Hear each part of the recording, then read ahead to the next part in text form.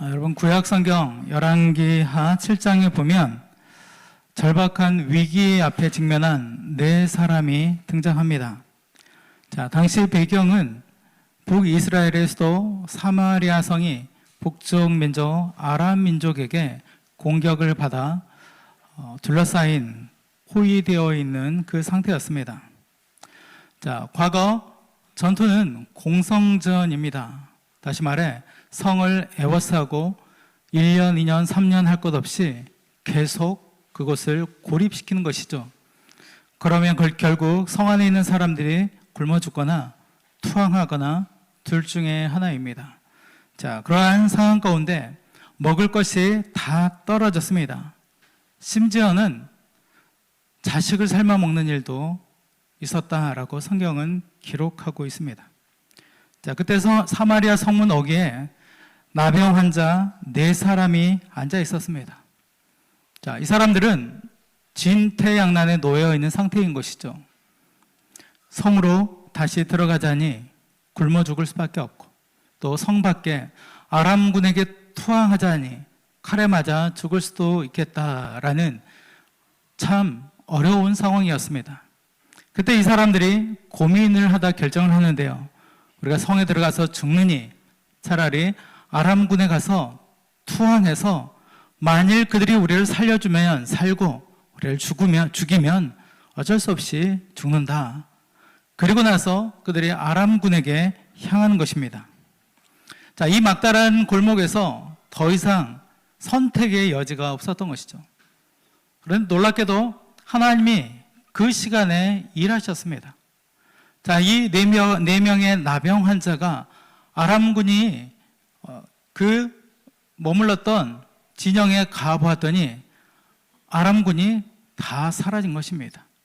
진귀한 보물과 가축과 모든 물건을 다 버려두고 도망가 버렸던 것이죠.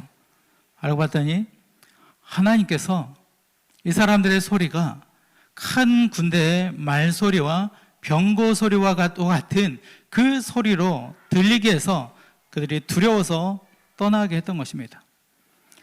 자, 이 사람들의 이 4사람의 결단으로 인해서 그들만 산 것이 아니고요, 성에 들어가서 사마리아 성에 있는 모든 사람들에게 이 소식을 전해서 그들이 굶어 죽지 않고 살았던 역사가 있습니다. 놀라운 구원의 은혜가 그 시간에 있었던 것이죠. 자, 우리가 마찬가지로 인생을 살다 보면 바로 이 나병 환자들처럼, 아니면 오늘 본의 야곱의 가정처럼 진퇴양난의 이 어려움에 절박한 상황에 처할 수도 있다는 것이죠. 그때 우리는 앞으로 나아가야 할지 아니면 다시 뒤로 물러서야 할지 고민하게 된다는 것이죠. 내 힘으로는 도저히 해결할 수 없는 그 절박한 위기의 상황일 때 여러분은 어떻게 하십니까? 그때 많은 사람들은 두려움에 사로잡히고 현실을 외면하거나 시간에 나의 모든 것들을 내어 맡기고 그냥 허송세월을 보내기도 한다는 거죠. 오늘 본문에 등장하는 야곱이 바로 그와 같은 모습을 보이고 있었습니다.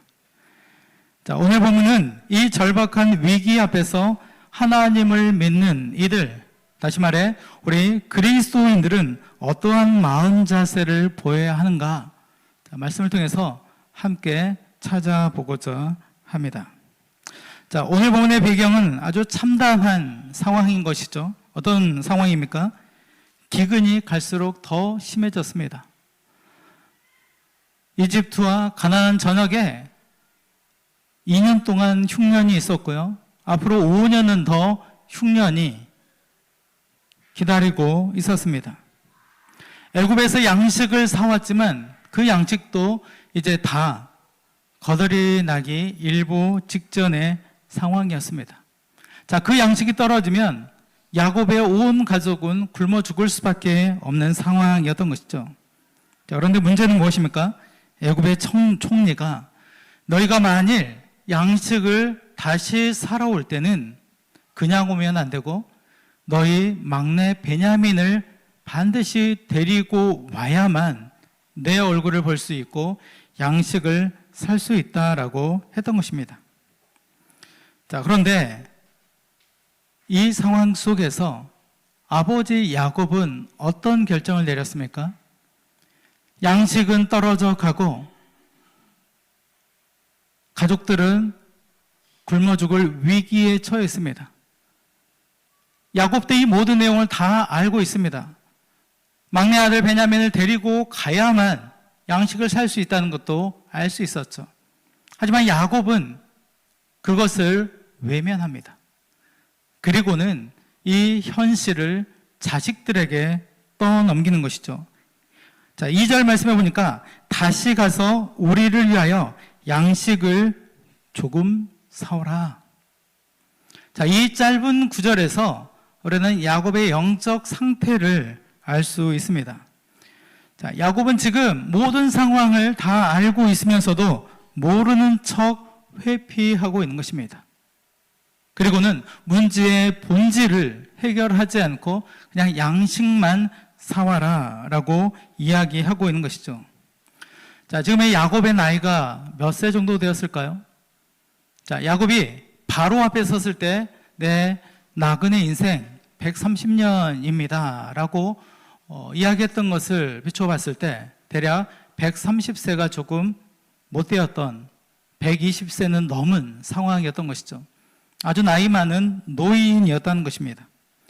한 가정에 또 족장이라고 할 수 있습니다. 70명에 가까운 이 가족의 족장이었습니다. 그런데 이 위기 앞에서 보여준 그의 태도는 너무나 어리석고 유아적이라는 것입니다. 나이가 120세에서 130세가 돼가는 노인인데요, 생각하기는 고집스런 3살 아이와 같은 모습을 보이고 있는 것이죠. 왜 그랬을까요? 자신의 자식을 또 잃을까봐 두려웠던 것입니다. 그래서 이 막내 아들 베냐민에게 집착했습니다. 야곱이 왜 베냐민에게 집착을 하죠? 자신이 가장 사랑하는 아내 라헬의 아들이기 때문이래요. 라헬의 아들 요셉이 사라졌습니다. 야곱은 그 아픔을 가지고 있었죠. 그런데 그의 동생 베냐민마저 만일 사라진다면 나는 살 소망이 없다라고 생각을 했던 것이죠. 그래서 이 베냐민에게 아주 비정상적으로 아주 집착을 했던 것입니다. 그래서 야곱에게 있어서는 이 베냐민이 전부였던 것이죠. 가장으로서 마땅히 져야 할 책임감을 피하고 있습니다. 그리고는 아들들에게 이 모든 책임을 떠넘기고 있는 것이죠. 자, 6절 말씀해 보니까 너희가 어찌하여 너희에게 또 다른 아우가 있다고 그 사람에게 말하여 나를 괴롭게 하였느냐. 자, 아들들이 현실을 바로 보고 직시하라고 이야기했을 때 야곱은 이와 같이 이야기합니다. 모든 원인을 누구 탓이죠? 내 탓이 아니고 네 탓이다라는 것입니다. 자식들 탓이라고 하고 있는 것이죠. 애굽의 인질로 잡혀 있는 아들 시므온의 고통도 생각하지 않았습니다. 또 굶주려서 울고 있는 손주들의 눈물도 보지 못했습니다. 오직 이 야곱의 관심은 나를 괴롭게 했다는 것입니다. 내가 괴롭다는 것입니다. 내가 이 상황에서 너무 힘들다라고 이야기하고 있는 것이죠. 자기 연민과 자기 집착에 갇혀서 살고 있었던 것입니다. 사랑하는 여러분, 자기 부인이 없고 책임감이 없는 사람은 나이가 아무리 많아도 영적인 어른아이에 머물러 있을 수밖에 없다는 것입니다. 지금 야곱이 바로 그 모습을 보이고 있는 것이죠. 삶의 위기가 닥쳤을 때 현실을 외면하고 남 탓만 하면서 세월을 보내는 것, 그것은 신앙인의 모습이, 신앙인의 자세가 아니라는 것입니다. 하나님은 우리가 절박한 위기 앞에서 야곱 같은 유아적 집착을 버리고 현실을 직시하기를 원하십니다. 그리고 그 책임을 다하기를 바라고 계신 것이죠. 자, 이처럼 답답하고 꽉 막혀 있는 진퇴양난 상황에서 마침내 넷째 아들 유다가 나섭니다. 여러분, 첫째 아들 르우벤은 어디 갔죠? 그 죄로 인해 장자권을 상실했습니다. 둘째 시몬은 애굽에 갇혀 있습니다. 셋째 레위는 없어요. 존재감이 없죠. 넷째 유다가 나서게 되었던 것입니다. 유다가 책임감을 가지고 나와서 아버지에게 이야기합니다. 그리고 아버지를 향해서 간곡하게 호소합니다. 오늘 보면 8절 말씀인데요. 한번 8절을 같이 보겠습니다. 시작. 유다가 그의 아버지 이스라엘에게 이르되 저 아이를 나와 함께 보내시면 우리가 곧 가리니 그러면 우리와 아버지와 우리 어린 아이들이 다 살고 죽지 아니하리이다. 여러분, 유다는 지금 대화의 본질을 알고 있는 것이죠. 아버지가 베냐민을 붙잡고 가만히 있으면, 보내주지 않으면 나중에 베냐민도 죽고 아버지도 죽고 우리도 죽고 우리의 어린 자녀들까지 다 굶어 죽을 수밖에 없다라고 지금 현실을 깨닫게 하고 있는 것입니다. 그리고는 이어서 위대한 희생 선언을 해요. 유다가 이렇게 선언을 합니다. 9절도 한번 보겠습니다. 9절 시작. 내가 그를 위하여 담보가 되오리니 아버지께서 내 손에서 그를 찾으소서. 내가 만일 그를 아버지께 데려다가 아버지 앞에 두지 아니하면 내가 영원히 죄를 지리이다. 아멘. 자, 첫째 르우벤과 너무 다르죠. 르우벤은 얼마 전에 뭐라고 아버지에게 이야기했습니까? 제가 책임지고 베냐민도 시몬도 동생들도 다 데리고 오겠습니다. 만일 데리고 오지 못한다면 내 두 아들을 죽이십시오.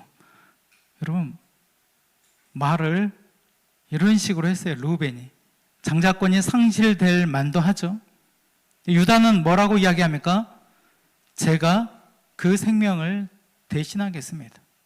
제가 목숨을 걸고 책임을 지고 제가 죽는 한이 있어도 베냐민은, 다른 형제들은 다시 돌아올 수 있도록 하겠다는 것입니다. 지금 자기 목숨을 담보로 이야기하고 있는 것이죠. 만약 베냐민에게 무슨 일이 생기면 제가 죽음으로 책임을 지겠습니다. 여러분, 자기 희생이죠. 유다가 모든 십자가를 지고 가겠다라고 고백하고 있습니다. 그런데 여러분, 유다가 원래 이런 사람이었습니까? 37장에 보면 유다는 어떤 사람이었죠? 동생 요셉을 이스마엘 상인들에게 팔아버리자고 이야기했던 사람입니다. 또 38장에 보면 유다는 가나안에 들어가서 그 가나안의 여인을 아내로 삼고 신앙과는, 하나님과는 상관없이 삶을 살았던 사람이 바로 유다였습니다. 그런데 그 유다의 인생에, 삶에 아픔과 상처가 있었죠. 그 아픔과 상처가 있었기 때문에 오늘 유다가 이와 같이 성장한 모습을 보여주고 있는 것입니다. 그 역시 인생의 모진 풍파를 겪고 자식을 잃은 슬픔을 겪었습니다. 그 실패와 고난의 과정을 통해서 유다는 완전히 딴 사람이 되어 있었던 것이죠. 아버지 야곱은 늙었으나 유아적인 태도에 머물러 있었다면 아들 유다는 고난을 통해서 진정한 영적 어른으로 성장해 가 있는, 성숙해 있는 그러한 모습이었습니다. 이처럼 난관을 극복하려면, 그리고 꼬여있는 문제를 풀려면 누군가는 희생적 각오가 있어야 된다는 것입니다. 누군가가 나서서, 여러분, 예수님의 족보가 누구로 이어집니까? 바로 이 유다로 이어져요. 예수님도 유다 지파이지 않습니까? 자, 유다가 스스로 담보가 되겠다고 목숨을 걸었을 때 비로소 그 가정이 살고 평화가 찾아오는 길이 열리게 되었습니다. 오늘날 우리의 가정과 교회 그리고 일터가 위기 앞에 처해 있다면 우리에게 필요한 것은 유다와 같은 희생의 자세라는 것입니다. 누가 책임질 거냐고 따질 것이 아니고요. 내가 이 공동체를 위해서 기꺼이 희생의 담보가 되겠습니다 라고 고백할 수 있는 것이죠. 그렇게 나서는 한 사람이 있을 때 그 사람을 통해서 하나님은 위기를 기회로 바꾸어 가십니다. 하나님의 역사는 바로 이와 같은 은혜가 있다는 것이죠. 자, 유다의 목숨을 건 설득 앞에 마침내 야곱의 완고함이 무너져 내립니다. 야곱은 마침내 베냐민을 보낼 것을 결단을 하죠. 자, 이것은 가만히 앉아 죽기를 기다리고 있는 그 자리에서 일어났다고 볼 수 있는 것입니다. 인생의 전환점이 생긴 것입니다. 가족을 모두 잃을 수도 있는 그 가장 위험한 여행, 어떻게 보면 신앙의 모험과도 같은 일을 야곱이 허락했던 것이죠. 그러면서 야곱이 하나님을 뭐라고 부릅니까? 전능하신 하나님, 엘샤다이 하나님이에요. 지금 야곱이 그동안에 기도하지 않았는데 오늘 이 어려움 가운데서 하나님 앞에 전능하신 하나님을 찾고 있습니다. 전능하신 하나님, 모든 것이 가능하신 하나님께서 자신의 가정과 이 모든 상황을 이끌어 가시기를 기도하고 있는 것이죠. 그리고는 야곱은 인간이 할 수 있는 최선의 정성을 다합니다. 오늘 11절과 12절에 보니까 정성을 다해서 예물과 갑절의 돈을 준비하고, 자, 왜 갑절의 돈이죠? 지난번에 곡식을 사올 때 자루에 돈이 그대로 남아 있었죠. 뭔가 착오나 실수가 있었을 것이라고 생각하고 그 돈과 이번에 또 새롭게 살 곡식 값까지 해서 2배의 돈을 준비해서 가는 것입니다. 그리고 가장 절절한 고백을 하고 있는데요.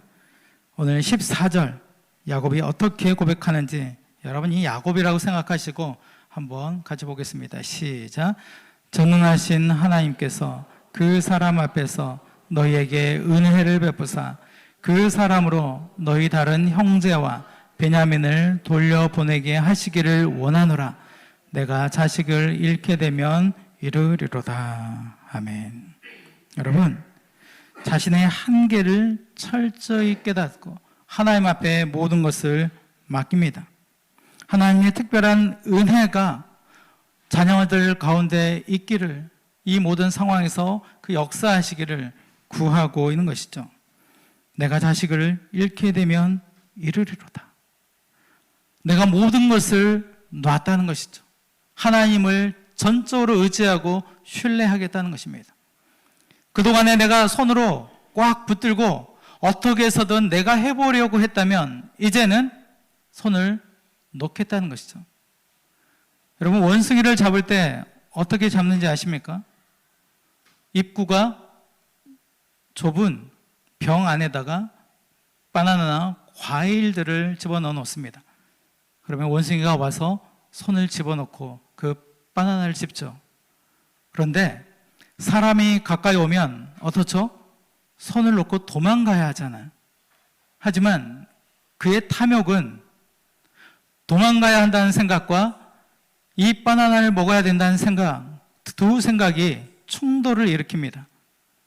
그 안에서 이 손을 놓지 못하는 것. 그리고 원숭이가 잡힙니다. 우리 인생이 바로 이와 같다는 것입니다. 우리가 붙들고 있는 것을 놓게 되면 우리는 하나님의 은혜로 인해 살 수가 있습니다. 그런데 이것을 놓을 수가 없는 것. 놓지 못합니다. 하나님이 말씀하십니다. 여러분, 그 손을 놓으세요. 여러분 이것을 놓고 내려놔야만 하나님께서 일하십니다. 여러분 이것을 붙들고 있는 순간 여전히 내가 일하고 있는 거예요. 여러분 우리가 일하는 것과 하나님이 일하시는 것 어떤 차이가 있을까요? 뭐 제가 설명하지 않아도 잘 아실 겁니다. 전능하신 하나님이세요. 야곱은 그 전능하신 하나님 앞에 자신의 손을 놓았습니다. 자신의 모든 인생을 하나님께서 이끌어 가시기를 구하고 있는 것이죠. 자신의 삶의 운전대를 완전히 하나님께로 맡기는 것, 이것이 바로 자기 부인이라고 할 수 있습니다. 하나님의 주권에 절대적 신뢰를 보여주는 것입니다. 우리가 그 절대적 신뢰와 하나님 앞에 바로 설 때 하나님의 기적은 그 자리에서부터 시작이 된다는 것이죠. 내가 베냐민을 쥐고 흔든다고 해서 이 아이를 살릴 수 있는 것이 아니구나, 이것을 깨달은 것입니다. 이 아이의 생명도 우리 가정의 미래도 오직 전능하신 하나님의 손에 달려 있구나. 그래서 야곱이 베냐민을 유다에게 넘겨주었습니다. 자신의 무능함을 인정하고 주님의 주권 앞에 자신을 묶어두는 이 믿음의 결단이 있을 때 비로소 야곱의 인생을 즐기게 따라다니던 그 불행과 실패의 악순환이 끊어지게 되었다는 것이죠. 오늘 15절 말씀해 보니까 야곱이 손을 펴서 베냐민을 내려놓자 아들들은 마침내 애굽으로 내려가서 애굽의 총리인 요셉 앞에 당당히 서게 되었다는 것이죠. 사랑하는 여러분, 야곱의 평생이 어떠한 인생이었습니까? 그는 늘 자신의 계산과 자신의 꾀로 살아왔던 인생입니다. 태어날 때도 형의 발 뒤꿈치를 붙들고 이 땅에 나왔던 사람이 야곱입니다. 자신의 아버지와 형을 속여서 장자권까지도 취했던, 빼앗아왔던 사람이 야곱입니다. 또 자신의 삼촌, 외삼촌 라반의 집에서도 자기의 계산에 따라 움직였던 사람이 바로 이 야곱이었습니다. 하지만 그 결과가 무엇이었습니까? 매번 일이 꼬이고 야곱은 계속해서 도망자의 삶을 살았습니다. 에서에게 쫓겨서 도망해서 20년을 살았습니다. 반대로 자신의 외삼촌에게 쫓겨서 또 가나안으로 향합니다. 여러분, 야곱의 인생이 그런 인생이었다는 것이죠. 심각한 생명의 위험에도 처하게 되었다는 것이죠. 내 계산대로 붙잡으려고 하면 할수록 실패와 고난의 악순환이 반복될 수밖에 없다는 것을 우리는 이 야곱의 삶의 여정을 통해서 너무나 잘 알 수 있다는 것이죠. 하지만 오늘 본에서 야곱은 완전히 달라졌죠. 자신이 마지막으로 집착했던 베냐민, 그 베냐민을 내려놨습니다. 여러분이 마지막까지 집착하는 것 있습니까? 다른 것은 몰라도 이것은 절대로 안 됩니다. 이것은 저의 신념입니다. 라는 그 신념, 그것이 바로 여러분의 신입니다. 야곱에게는 그 신이 베냐민, 자녀였습니다. 팅크엘러 목사님은 그 신을 우상이라고 했습니다. 여러분의 그 신념이 여러분의 우상이라는 것입니다. 여러분이 그것을 내려놓지 않으면 여전히 이 야곱처럼 고난의 삶이 반복될 수밖에 없다는 것입니다. 하지만 오늘 이 야곱처럼 결단하고 내가 이르면 이르리로다, 내가 하나님 앞에 모든 것을 맡겨놓겠다라고 그 귀하게 여기던 자녀까지 내려놓자 놀라운 일이 생기죠. 하나님이 그 안에서 일하고 계셨습니다. 야곱은 알 수 없었지만 야곱이 생각할 때 애굽에 내려가면 내 자식들이 다 죽을 수도 있고 베냐민을 다시 못 볼 수도 있다라고 생각을 했습니다. 하지만 하나님의 손은 전혀 다른 미래를 준비하고 계셨다는 것입니다. 애굽의 총리는 아주 가혹한 이방인이 아니고요. 야곱이 그토록 보고 싶어 했던 그의 잃어버린 아들 요셉이었잖아요. 하나님은 그 요셉을 통해서 놀라운 만남을 준비하고 있는 것입니다. 야곱이 손을 펴서 내려놓는 순간 하나님께서는 이미 애굽 땅에서 야곱 가문을 살릴 풍성한 구원의 잔치상을 준비하고 있어요. 자, 우리는 이 스토리를 다 아니까 뭐 당연한 이야기지라고 할 수 있죠. 하지만 지금 현재 이 상황에서 야곱의 마음은 어떻겠냐는 것이죠. 그의 인생이 험악한 나그네 인생을 살아왔습니다. 그런데 그 험악한 인생 속에서 자신을 여전히 내려놓지 못했다면 오늘 기꺼이 내려놓았다는 것입니다. 그리고 하나님께서 전적으로 자신의 인생을, 자신의 가족을 이끌어 가시기를 바라고 있는 것이죠. 여러분, 어떤 절박한 위기 앞에 서 계십니까? 이러지도 저러지도 못하는 진퇴양난의 상황에서 여전히 내가 계산기를 눌러가면서 염려와 집착에 그 손을 꽉 붙들고 계시지는 않습니까? 왜 나에게 이런 괴로운 일을 주시냐며 한탄하지는 않으십니까? 그러면서 아무것도 하지 않고 그냥 세월을 흘려보내고 계시지는 않습니까? 기억하시기 바랍니다.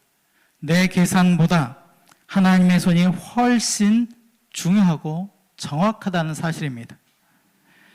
이제 야곱처럼 우리의 손을 펴고 내가 끝까지 책임지려고 했던 그 문제, 우리의 자녀들의 문제, 물질의 문제, 미래에 대한 두려움, 이 모든 것을 전능하신 하나님 손에 온전히 의탁하시기 바랍니다. 주님, 내가 잃게 되면 잃겠습니다. 주님의 주권을 신뢰합니다. 주님께서 역사해 주십시오라고 오늘 이 야곱이 결단하듯이 결단하고 나아가시기 바랍니다.